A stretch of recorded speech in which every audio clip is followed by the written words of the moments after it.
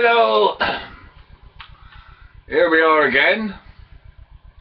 I'm very sorry for the mix-up with the new craze I'm starting called underwear beaning, because stupid idiots like to see that sort of thing. I've left the bit that did get up without sound, but comic relief is coming up shortly, and I won't be fooled this time, because when I do it for comic relief, I will record it myself, because I'd love to be able to upload something live, but I don't know how to do it. There's nothing there that says about a live upload. Apparently, if you've got a mobile, you can do it, but I cannot operate a mobile. It's far too small and tiny complicated for me. I've got a computer, and why can't I upload live as opposed to having to record or actually select a file or something? Unless I can do that and save it, the only thing I can do for comic relief is to record it on film and then enter it, record it with my own equipment rather than with your upload stuff, because this is much easier for me to do this. And I've just been looking at what the analytics or whatever they said to you, the number of views I'm getting, and I'm very pleased to see that there's been a sharp rise in the last month. Perhaps things are finally getting through the video.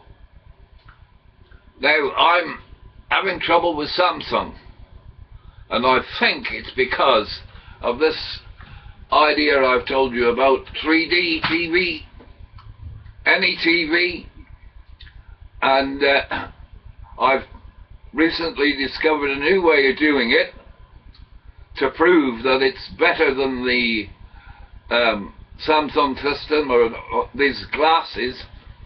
I don't know if you know it, but the way they work is that they do alternate picture. Just a minute, I got something cooking. Be alright for a bit. Trouble is I'm liable to go on here for an hour and I mustn't do that. But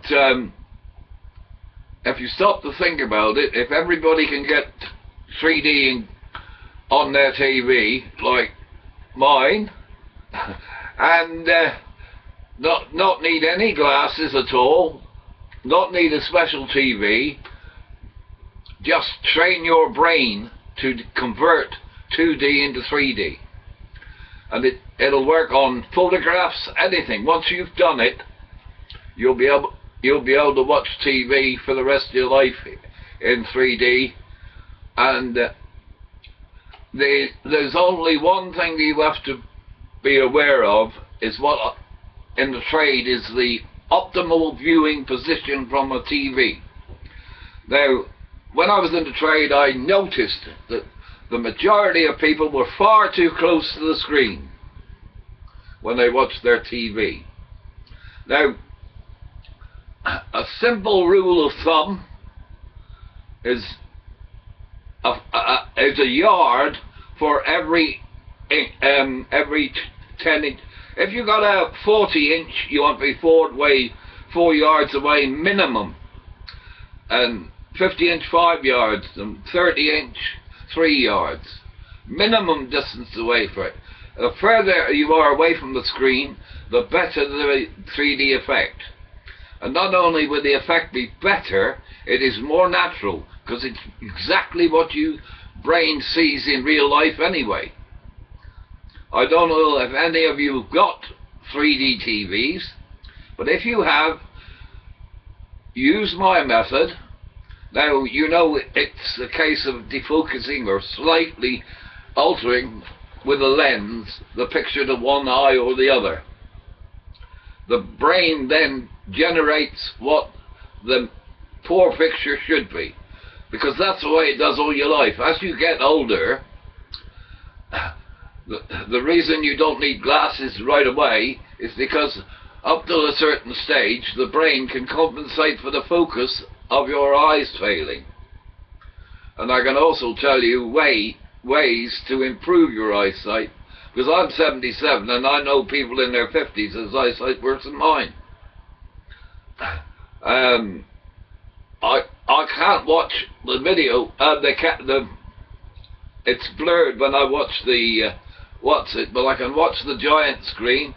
But these glasses are simply ordinary pair of, well, they're supposed to be driving glasses, believe it or not, but they focus better at about 2 or 3 yards. Now a computer, you can watch something like a meter away and you'll be in focus. In fact, you'll see my 3D effect even on the icons down the side. But the way to test it, the system, you can't test it like I'm testing it, because your brain has not learned how to do it. But once it's learned how to do it, you don't need any glasses at all. Unless, of course, your eyesight needs them, because the sharper the picture is, the better the 3D effect will be. So with high definition television, it's even better. This will work in the cinema, but the best seats to view from will be the back row. The further away from a large screen you are, the greater the 3D effect. But it's not the ridiculous effect that you get on these with these 3D glasses. I don't know anybody watched tennis, but it looked to me like Andy Murray was playing on a tennis court 50 miles long. Well, no, not very, 50 meters long, I should say, when they're not even half that. So, I don't know if you noticed it, anybody who's seen 3D, I wish you'd contact me, because to me, these 3D pictures look like cardboard cutouts, the actual body, whereas with my system, the face comes out and is round and solid, your arms are round and solid. I watched The Cream last Christmas in 3D when it was the first ever Christmas, because I won't pay Sky for this, you see. But I used the Queen and I used the glasses. And after 10 minutes I've got a headache with the glasses, because they're switching from one eye to the other over the 50-second cycle, because TV is done at 50 Hertz, and originally it was because of the mains electric is 50 Hertz and it prevented flicker on TV, but that doesn't really matter with digital. But they have 25 pictures from one camera lens, 25 pictures from the other camera lens, and they interweave them, right, one after the other. And your eyes have to be switched from one to the other, so that one eye sees one picture and the other eye sees the other picture. But the way it's done, I don't know what it seems so exaggerated, it's unbelievable, it's not true. Anyway, what I suggest you do is, if you get a glass, the glass is like I've explained, with one I've got a pair here that's already done, I think. Yeah. If you break glasses or something like I do, sitting on them, for instance, this is ordinary reading glasses, right? Now, if you watch television without glasses, and you hold them up to it, the eye with the lens is slightly defocused. So close it and the picture will go flat.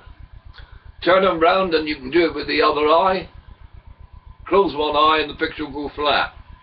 Now,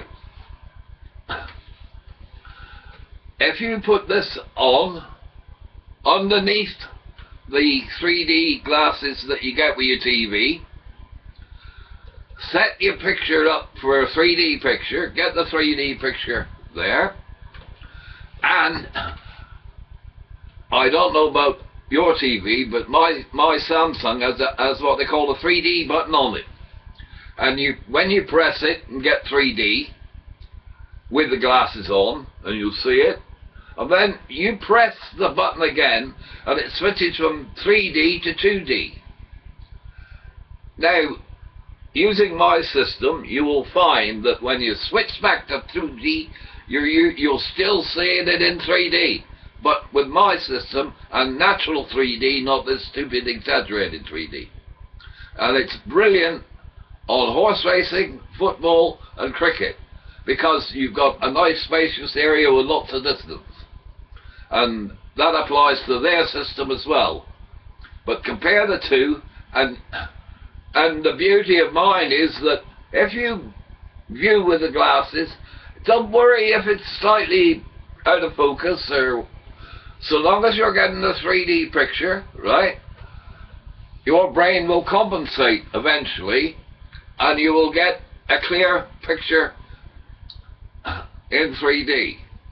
Now, every time you take the glasses off, close your eyes, take them off, open your eyes.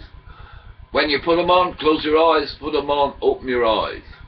And you will find, the more times you do that, the better it becomes. And eventually, you'll go like that, you'll be watching, and you'll close your eyes, take the glasses off, open your eyes, and lo and behold, you're watching 3D TV without any glasses. Now, I don't know whether people think that I'm kidding them or not. The other things I've mentioned has been Sky Sports and Sky Movies, all those 3D films. You can use this instead of their system, which means you can watch on an ordinary TV in 3D, a computer in 3D. The smaller the screen, obviously, the closer you can be to it, but remember, the smaller the screen, the less depth and forward movement will be. Pretty obvious, really, isn't it? But I've seen some of the other systems where a bloke goes like I go there, and it looks like his arm's 9 foot long. Anyway, and when if you wear glasses like I do to watch TV, when your brain has learnt it, you put the glasses on and it's even better still. But just start off with the glasses, the 3D over the top, and switching from 3D to 2D, noticing the difference. There's a slight difference. In my opinion, mine is better than theirs, because it's natural 3D. And once you've learned it, I occasionally do this sort of thing, and that sort of thing, like a refresher course, because the brain learns things to do things, and it may need refreshing occasionally. You know, if you learn a foreign language, you may forget certain words, and you refresh it. But I first did this in 1993. At the time, I didn't realize what was going to be the final result. I was worried that maybe it would ruin people's eyesight.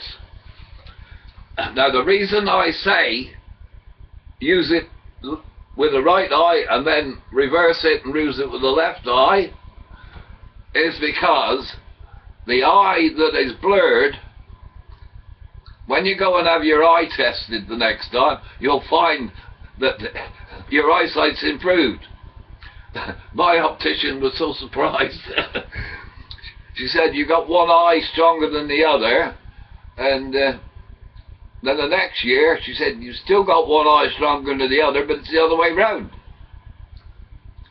So that is why I say use both eyes, reverse. The brain's more clever than the computer. So that's it.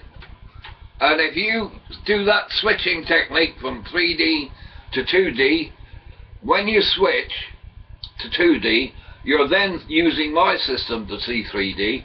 you to start with will have to do it like this. You know where you can pick these up cheap in a charity shop? You'll have to put the 3D glasses and those inside and put them on like that, right? And then when you switch from 3D to 2D, you'll be switching from my system to theirs, and you have an exact comparison. And I'd like to hear from people to say exactly what that comparison is. And I think you'll all say that it is better. Because in 20 years, well, it's over 20 years now, isn't it? 2013, 50, 22 years now. The only time I've got bloody headaches is using their 3D glasses, and it's. I was watching a program on TV the other day. They were demonstrating this new TV that's coming out, and it's going to be a 3D TV that doesn't need glasses. Now, I was watching this experiment. They were demonstrating it on TV. I think it was on Click on the BBC News. And lo and behold, they were watching this 3D television. And I was watching the TV in 3D. But I was also seeing them in 3D. Anyway, please do this for me. I'm trying to work out a patent for it. Now, the patent is not to stop anybody in the world using it. The patent's going to be to stop the big multinationals from using it to screw money out of you. So, and I tell the truth. And I'm sorry about the beaning, but you did see a picture that the beans were over my head. I think I've had awful trouble with my Samsung TV. I can't even access YouTube or anything on it now. They're saying, "Oh, your IP server's not letting us in and whatnot." I phoned them. They said it's not. They said it's Samsung playing around. And I think they must have seen my videos to you, because if you click on my playlist, there's a playlist based solely on 3D TV. And there's also the BBC 3D Doctor Who, which was broadcast in '93, which was the thing that put me onto it, gave me the idea. And I thank the BBC for letting me use that as a demonstration. And I also they also asked me if they could use some of my 1950s pictures of Plymouth and Tavistock and Gunners Lake and Lou. And I said, "You're welcome to use anything of mine on the web." And I've just noticed that they're actually doing a very sensible cooking program called Eat Well for Less. Now, if you go to my cooking programs stuff, you'll see stuff I put up 2 to 3 years ago about how to turn pie and mash into a healthy meal. In other words, cooking for less without eating well for less without cooking. Some companies would be worried that I might sue them. If I sue anybody and get any money, it'll be given to children in need or comic relief or anything. Anyway, the reason I've come on here now, I think I've forgotten all about it, haven't I? And you're going to miss it all. Is to tell you that I'm doing that comic relief, beans over the head, and I'll probably have a tomato for a nose when I do it this time, for comic relief. Because I am a bit of a comedian. And if you don't believe it, watch the film of Lou on the beach, Punch and Judy. Because, I don't know if you realised it, but those Punch and Judy voices, are not the man, because it was a silent film. I added I added the soundtrack, my voice. And I can prove it. Hey, it's my baby! Tommy then! Tommy Punch, I want my baby back! There you are. Goodbye! I'm going to have a bacon sandwich now, which I've cooked myself.